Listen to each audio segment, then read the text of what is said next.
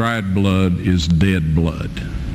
Everybody knows that, all right? They can test the blood of the pharaohs, the mummies of the pharaohs, all right? There's certain things they can do. They cannot get a chromosome count by any method I'm familiar with, all right? Things keep changing. I don't profess to know everything. However, there's no way I know that you can get a chromosome count out of dead blood. You can get a DNA and some other things, but not a chromosome count, all right? That's done by living white blood cells. Now then, first of all, in this analysis, I took the blood into a laboratory in Israel. I asked one of the people I work with in antiquities, where is a good laboratory that does reliable work? And they said, such and such, such and such. I took it.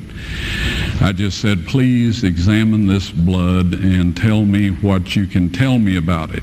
All right? They said, well, look, we're going to reconstitute it. We're going to put it in normal saline and keep it at body temperature for 72 hours with gentle swirling. All right? That's their business. That's great. I said, now I want to be there when you check it out. They said, fine. So I was back. They checked it out. I said, now, they said it's human blood. We can tell that. They did whatever tests they need to do. And then I said, take some of the white blood cells and put them in a growth medium and keep them at body temperature for 48 hours. And they said, well, that'll do no good because it's dead blood. I said, would you please do that for me? And they said, okay, we'll do it.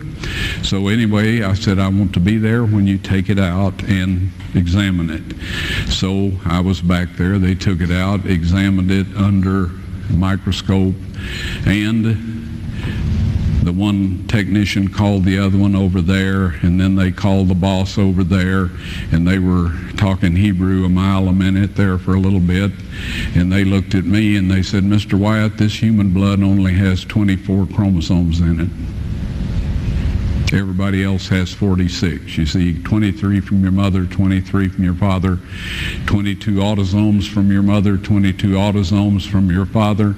You get an X from your mother, you may get an X or a Y from your father, all right?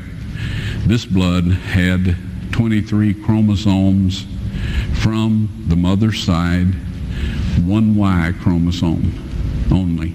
You see, the child could not have developed if they hadn't had the autosomes from the mother.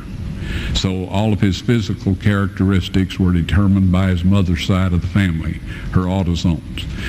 His maleness was determined by this one Y that came from a source, not a human male.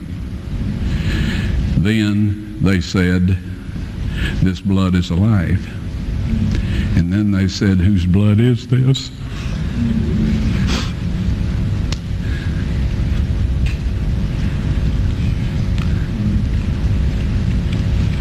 I said, it's the blood of your Messiah.